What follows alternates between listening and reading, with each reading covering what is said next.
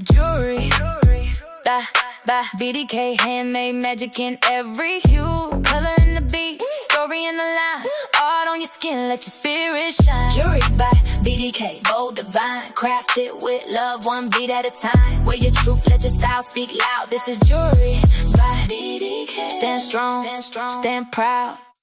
Well, hey family, I went ahead and painted me some beads with these different colors because I got some paints, and I got some paints a couple of months back. Oh my God, I forget her name.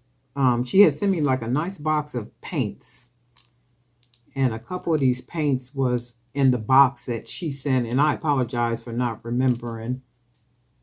Wait, let me check. Hold on. Okay, her name was Miss D. So Miss, I'm gonna go ahead and make a, let me see. I'm gonna make a bracelet. Just a quick little 5-minute, probably 5-minute bracelet. So I am going to use, and then that's the whole thing. Sometimes stuff just don't even be taking a long time, right?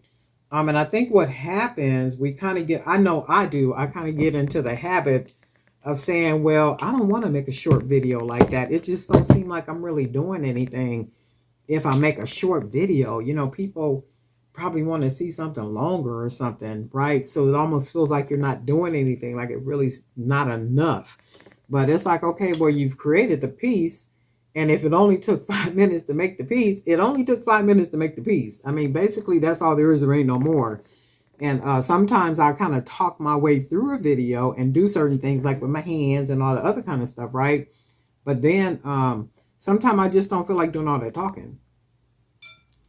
Not for any other reason other than I just don't be feeling like talking sometime, right? And I'm going to use these 8 balls because I got them sticking around. And this is one of the hand-painted oval tube beads that we got. And all we going to do is going to grab some of our hand-painted beads, and it takes nothing to make these things. Like literally, because you already know which beads you're going to use. And the beautiful thing is just waiting to see how the piece comes out, what it looks like, you know, once you make it. Because sometimes I'll be like, man, it's like, ooh, it only took me a minute to make that. And see how cool that looks? Just how those painted beads look together. And I am seeing people painting their own beads and like really being creative and doing what they're doing and all that kind of stuff. And that's good stuff. And if you think about it, enough people start doing that. And watch this. Nobody's designs are going to be exactly the same.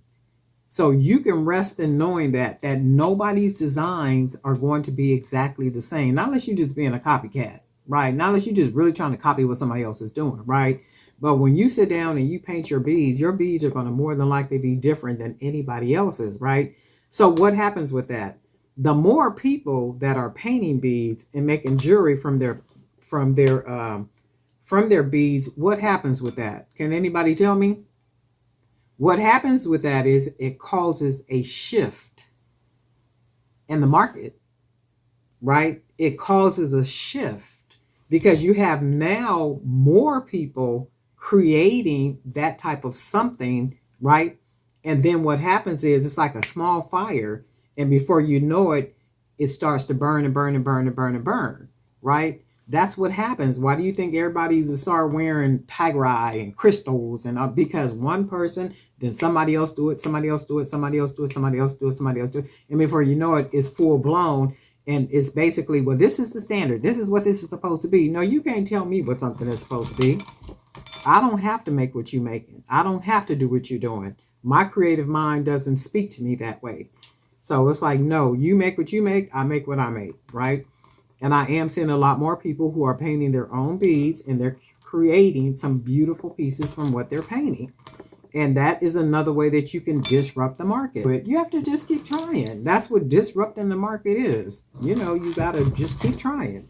Just keep doing it. But when you're doing it, look how pretty that looks.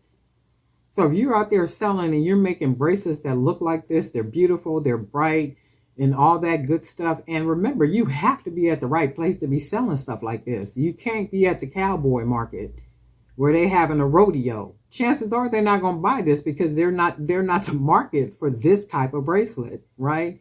Now, if you do something that's boho-ish with their colors and you got cowboy print and all that other kind of stuff on there like that, like the brown and the black and white cowboy print beads and stuff that I do, now those are more like in that cowboy rodeo type situation.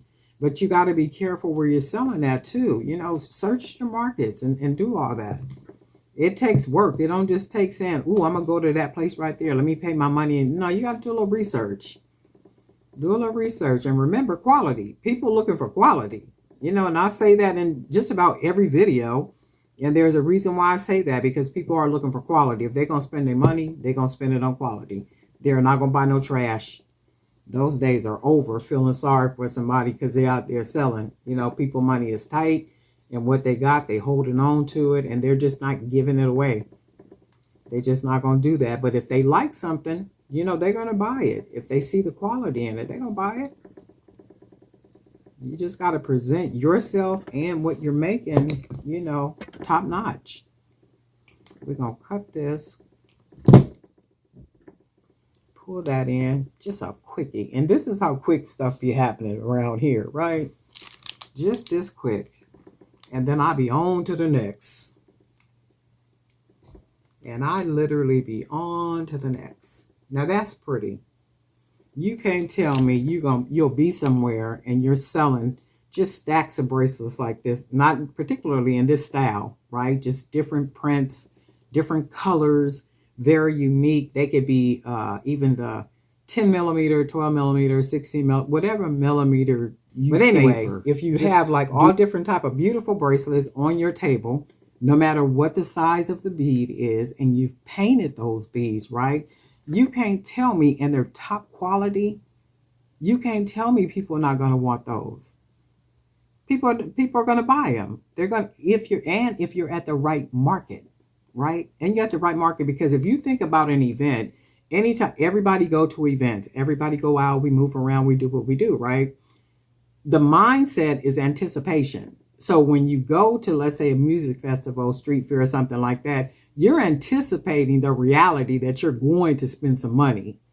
You're going to spend some money, and you're looking for something to spend some money on. You know why? Because you've anticipated that moment. I know I'm going to find something at the street fair. I know I'm going to find something at the music festival in addition to the artist. I'm going to walk them things. I'm going to look at them vendors. I might even find me a cute little bag to throw over the shoulder or across my body. I might find me a cute little bracelet that I can wear that's going to just top my outfit off. You know, those type of things. So you got to consider the different events and stuff that you're going to, and the product that you're selling, and that the product is top quality. Top quality. I cannot say that enough. But anyway, Darlene Knight for Jewelry by BDK. And guess what? We gonna talk.